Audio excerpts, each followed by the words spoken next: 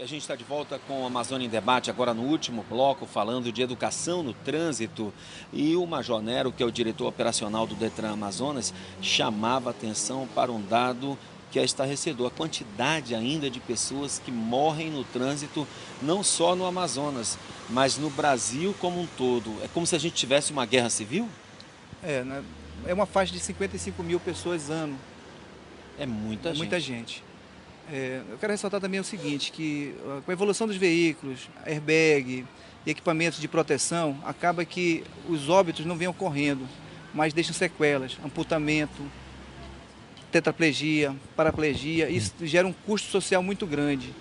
Então, na verdade, a gente tem que fazer uma campanha muito forte em cima disso, sair um pouco desse discurso e se empenhar realmente, trazer para a consciência os motoristas, trazer mais consciência na hora de conduzir, atenção com as pessoas que estejam ao seu lado, fazer direção defensiva realmente, se preocupar com pedestres, se preocupar com ciclistas, com motociclistas e assim sucessivamente. Eu sempre parto da premissa de que quem tem a precedência é o pedestre, quem tem a precedência em cima é o ciclista em detrimento ao motociclista, e assim vai. Esse respeito aos de menores potência, para que poder você ter uma cidadania, né, no trânsito, vamos dizer, né? Cidadania, esse respeito mútuo. Rafael, sua última participação. A pergunta agora é para o Manaus Trans. Quais são os acidentes mais comuns que ocorrem aqui em Manaus, do ponto de vista do motorista e de quem anda a pé? E qual é a dica do Manaus Trans para que esses acidentes sejam evitados?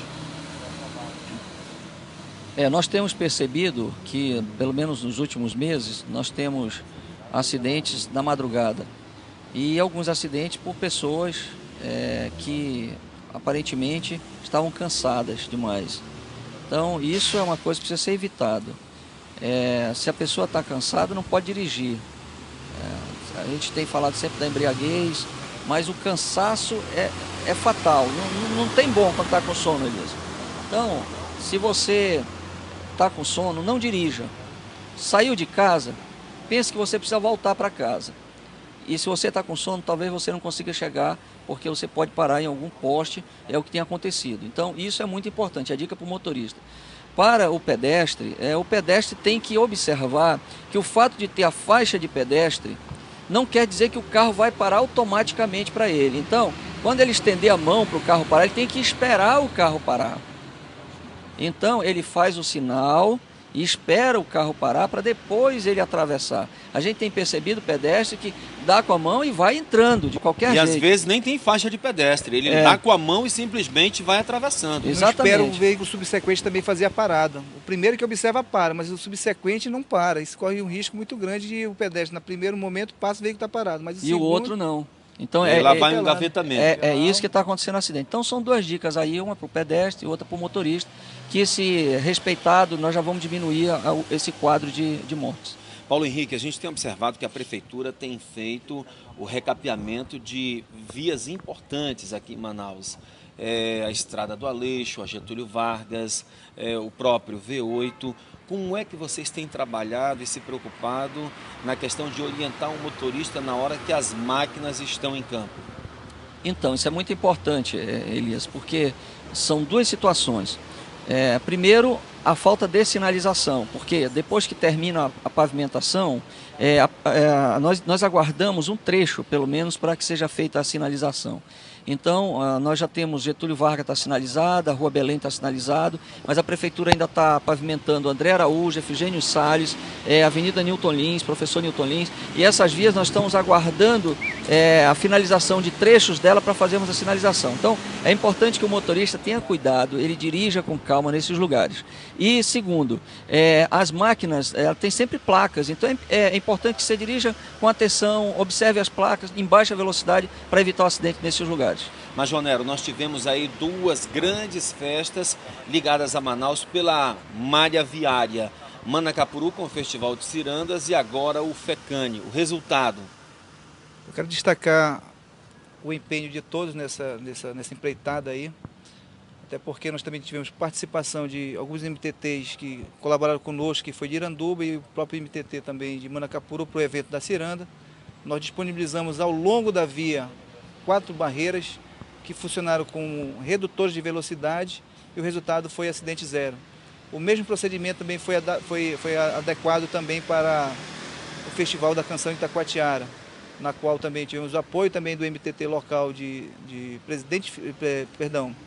Preto da Eva e Itacoatiara. E o resultado, nós ainda tivemos 3 acidentes que foram só dando materiais, justamente aquelas questões: descuido e a embriaguez.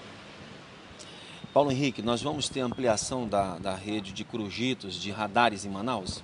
Sim, nós já estamos, o estudo que nós fizemos está indicando já um pouco mais de 50 pontos que precisam ser controlados, a velocidade precisa ser baixada nesses lugares e nós também teremos alguns lugares onde nós vamos controlar a via inteira. Não adianta controlar, nós chegamos à conclusão de que algumas vias não dá para controlar o ponto, porque o veículo passa abaixo naquele ponto e depois acelera. Então nós vamos controlar a via inteira com radares estáticos que poderão ser colocados em qualquer ponto da via. Então com isso a gente diminui a velocidade e diminui o risco de acidente. E detalhe, no radar móvel não vai ter a sinalização que o radar está colocado ali. Não tem. Nós vamos ter uma sinalização indicando que aquela via é controlada por radar, fixo e móvel. E aí cabe ao motorista então ele saber que ao longo de toda a via ele tem que manter a velocidade limite da via. Paulo Henrique, muito obrigado pela sua participação, obrigado também ao Major Nero, bom trabalho para vocês aí.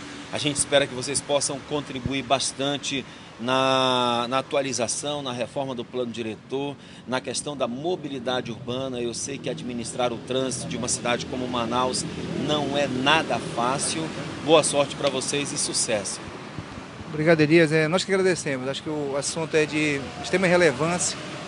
Nós não temos que mais ficar com esses números assustadores e baixar o índice de acidente de trânsito, conclamar os segmentos realmente para se encamparem nessa empreitada.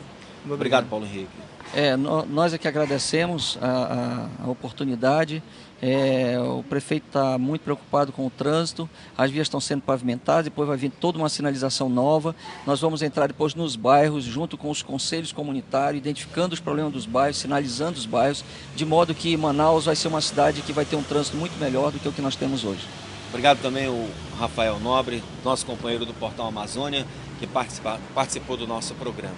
Eu sou o Elias Emanuel, o Amazônia em Debate vai ficando por aqui. Boa noite para você e até terça-feira que vem.